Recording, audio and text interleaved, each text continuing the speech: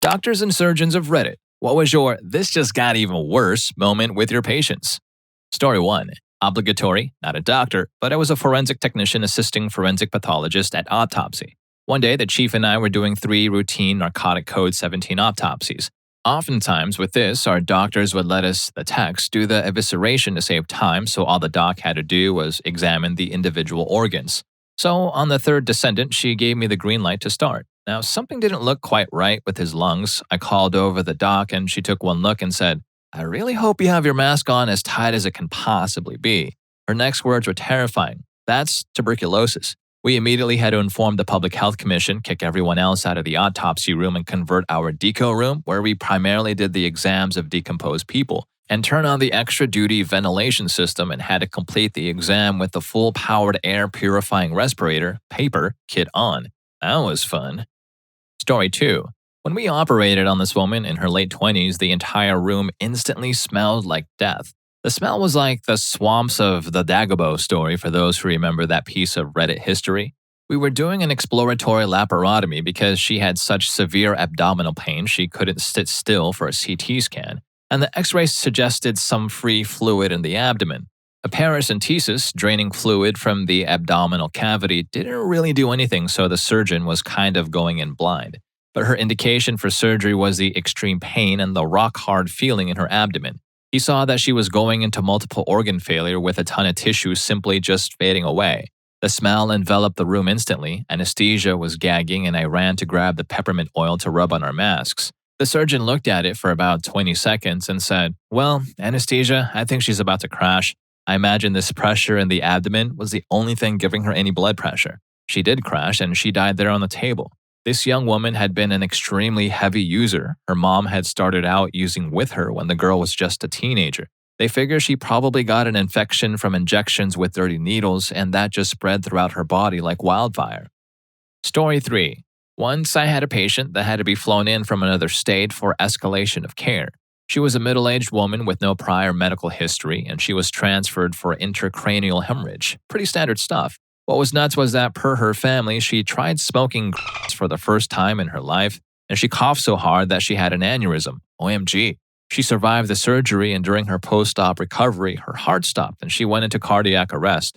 I was at the Code Blue with Neural, Palm, and the Code Blue team for rapid sequence intubation and ACLS, and we were able to bring her back. Right as everything calmed down and everyone had packed up and left, I was just chilling outside the room reviewing my patient list when she went into cardiac arrest a second time. Everyone had to sprint across the hospital again to handle it. I've never seen the Code Blue team so out of breath. She had a ruptured aneurysm, hemorrhagic stroke, and 2 cardiac arrests back to back and lived.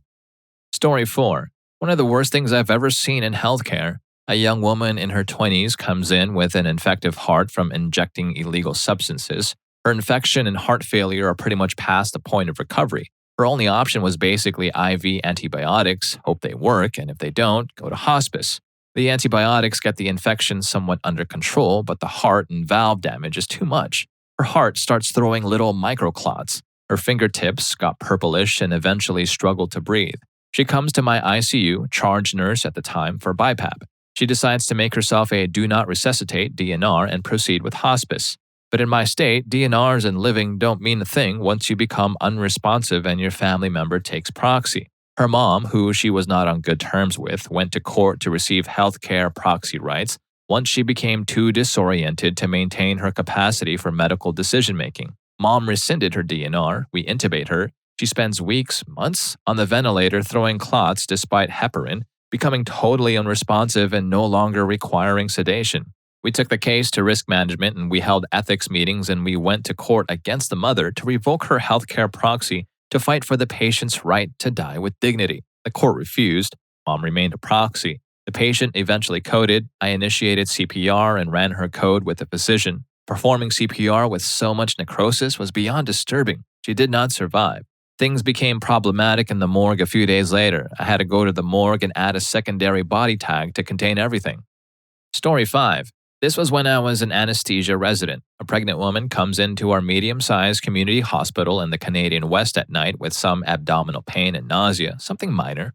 The doctor determined she was not in labor, so just treated her with some meds and she started feeling better. She was about to be sent home in the morning when the new obstetrician from the day noted that the patient's blood pressure had dropped.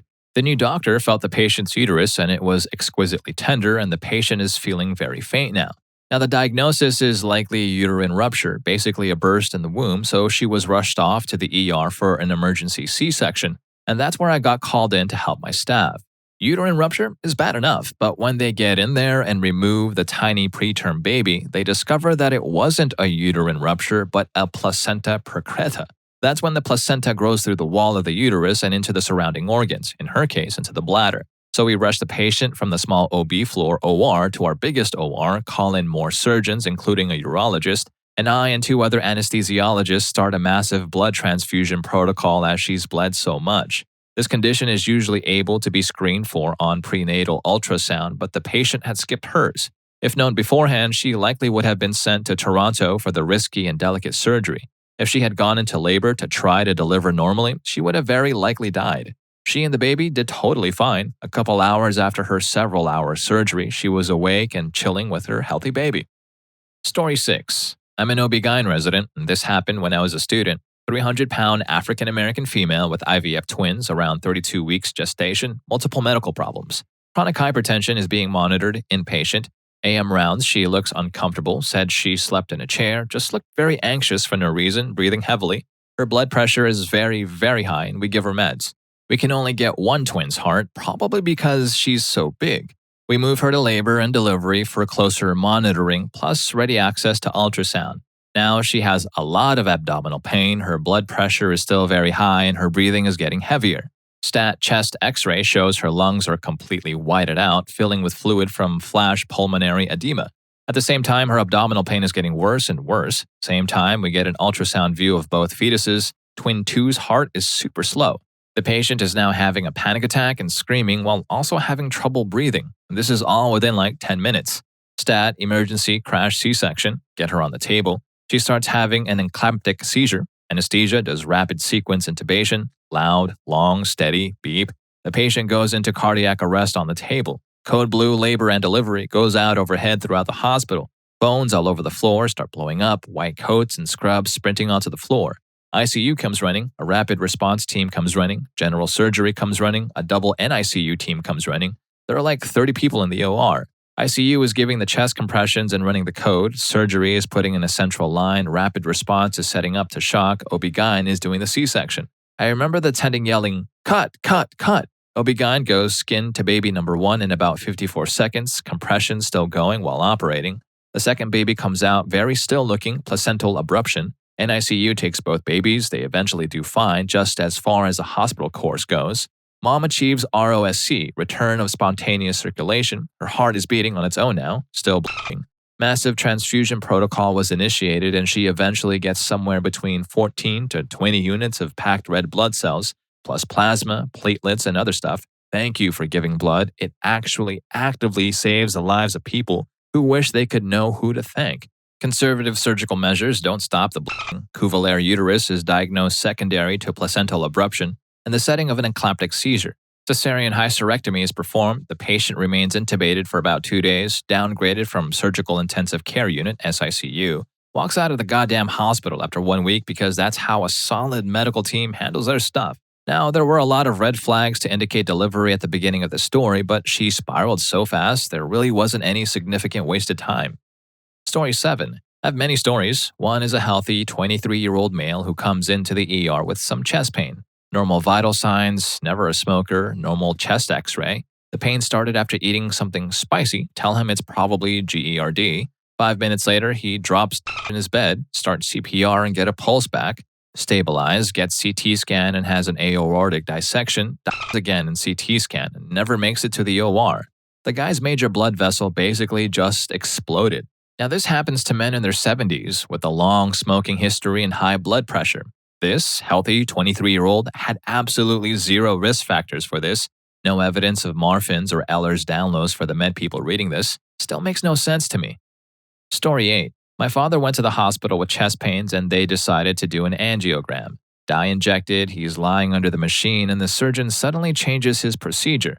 Are you okay? Feeling well? Blackouts? No, he replied, just pain. A few more docs come in and are looking at the screen. They take him to another type of x-ray machine and again are looking in bemusement without explaining anything. You have a blood clot the size of a golf ball floating free in your heart. It's bouncing around the valves and we would expect you to have died very quickly from this. So they gave him super strong clot busters but were concerned it might shrink enough to get jammed. A lot of experts turned up, but all went well and he had a triple bypass a few months later. That was 30 years ago. He's 87 now and can walk with ease up the hills. Story 9. Eye doctor here. You may have heard that diabetics need to have their eyes checked regularly because diabetes is actually a blinding condition. This happened probably about 15 years ago, but this patient of mine I had noted had severe diabetic vascular changes against the retina and required laser intervention as soon as possible. Without getting into the socioeconomic arguments here, she scheduled her surgery and on the day of the surgery, decided to take a workday instead of her surgery. Her job was cleaning, and on that fateful day, she inhaled some of her cleaner fumes, which caused her to sneeze, spiking her blood pressure, and she blew the fragile vessels in both of her eyes wide open. As you might imagine, blood is opaque. You can't see through it. She was instantly and completely blinded in both eyes in a matter of seconds. It took 3 years, multiple surgeries, and a complete lifestyle change, but this patient did recover to have actually fair but not good vision. I still see her now for her annual visits. Story 10. A little late to the party, but I'll chime in. When I was a medical student on my surgery rotation, I was working a 24 and was with a trauma team. I'm observing a simple repair of a duodenal perforation in the OR when my trauma pager goes off. Ask my senior if I can leave to see what's going on and he gives me the go-ahead. Run into the trauma bay and a youngish gentleman is brought in on a stretcher but very obviously awake and coherent. He's screaming, "They shot my balls, man!" And they had. We're doing an evaluation on this distraught man when a code is called in the next pod over in the emergency department. That's weird. They usually don't call overhead for codes in the emergency department. Someone pops their head into the trauma bay. It's the patient who was brought in with this guy. Several of us ran away from the stable scrotum shot guy and into the next pod to see a young woman lying on a stretcher receiving CPR. What happened? We don't know. She just crashed. Go to roll the patient to get her clothes off, and we noticed she was bleeding out of her back out of the tiniest exit wound. She was an unintended victim of the drive-by. She's now our patient. We take her to the trauma bay and immediately take off all her clothes to perform the primary surgery. She's not breathing and has no pulse. Intubate. Sure as hell, once we get her entirely exposed, we see a very small entry wound right into the center of her chest. Ultrasound confirms massive hemothorax. Oh, hell. We need to convert to open clamshell thoracotomy. Look it up. At this point, we can visualize the heart and notice there was a clean entry and exit wound straight through this patient's heart. The surgical attending is performing manual cardiac massage. Look this one up too. We need to go to the OR. Rush down to the OR with this patient and the attending attempts to sew up the holes. Just as she's putting the final sutures into the patient, I begin to notice the patient. Doc, I think this patient is in DIC, disseminated intravascular coagulation. Oh, hell. The patient is now floridly experiencing a phenomenon known as disseminated intravascular coagulopathy, DIC. Okay, we need to close for now. The patient is transferred to the SICU where I monitor her progress for 3 weeks. She has watershed infractions across her entire brain from how long it went without perfusion. She can't talk or move, having end-of-life discussions with the family about a young woman who isn't even old enough to drink. I leave the service and follow her until one day I don't see her name anymore. The next day I'm in a surgery with the trauma attending and she says, "Hey, our shooting patient went home today. She's quadriplegic, but she's still alive." That sucks, I respond. Fast forward 6 months and I'm working in the SICU again. I bring up this patient to a neurointensivist attending because I think it's a cool story. Her eyes open so wide. I saw that patient in the ICU and told the family she was going to die. When she didn't die, I told them she would be a quad. Then a month ago, I had a follow-up visit with her, and she walked into my clinic with nothing to show for her experience except a scar from her thoracotomy. Story 11. I'm not a doctor or a surgeon, but I did work in healthcare and this was in an urgent care setting, should have been an ER visit though. I was assessing and taking information down for a 25-day-old newborn. The parents were very young and concerned that the baby wouldn't stop crying and never settled. I tried to calm them and reassure them that we do see this a lot. Baby seemed a bit feverish and red, so I took temp and it was slightly elevated. You definitely don't want a newborn so young with a fever, but sometimes it's not very serious. I noticed one leg appeared possibly clubbed with the foot, but that was not what they were there for. The doctor returned after seeing them and said the baby was going to radiology right away. Now that's not good. X-rays come back and it's realized that the one leg that appeared off to me was actually broken. The doctor described it as the only possible way for this to happen was someone had to have grabbed it and twisted hard. Suddenly, we were making a temporary cast to splint this tiny, not much bigger than a bratwurst-sized thigh, and loading the car seat on a stretcher for transport. Police arrive, and the grandma came crashing through the door screaming at these parents about how she's going to kill them for hurting her grandbaby. It was a little chaotic, but very depressing. It was long ago, but I still wonder about that one. Story 12. So many. The 80-year-old that came in with a self-inflicted wound to the chest. As we're fighting to get him stabilized and the surgeons are working to plug all the holes, we found out that he had intentionally code 17 on blood thinners before doing this to himself. We kept him alive long enough to let the family come into the OR and say goodbye. The 30-something junkie also had a permanent catheter infusing life-saving medication directly into his chest for pulmonary hypertension. He came into the ICU with a crisis, and then we found out why.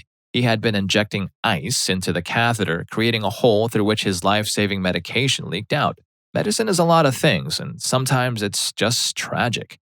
Story 13. Was coding a patient in room 1. I bring the family in before I call the code if they want, so they get a chance to say goodbye before I stop. His wife was clearly gone, had probably did hours before. The husband comes in, sees her laying there, grabs his chest, and down he goes. His was a ventricular arrhythmia, VT to VF, ultimately resuscitated. I saw him a year later for something unrelated, and he thanked me for saving his life and told me he wished he hadn't lived because life without his wife wasn't worth living. Story 14. These were all from my intern year in general surgery in the late 90s. The husband and wife, who were brought in at the same time, both with major flame burns, he was about 50% TBSA, total body surface area, and she was around 75%. The woman was intubated at the original ER they went to. Big burns are literally hot potatoes and will get transferred to the nearest burn center ASAP when they arrive in a small town ER. She was waking up a bit when she got to our unit and kept trying to mouth something around her breathing tube. In hindsight, I'm pretty sure it was my baby, as she miscarried about 36 hours after she was admitted. She developed an arrhythmia while we were starting a new central line, big IV in the neck or chest, and we couldn't stop it. She died. We later found out that the husband put their 2 kids in the car, then went back inside and choked her till she passed out, and then poured gasoline all over her. You know what happened next? After he found out she was pregnant with someone else's baby. He also caught on fire. Gasoline will do that. He survived, got multiple skin grafts, and went to jail. The kids were uninjured physically. That was during the first 3 weeks. I was a doctor.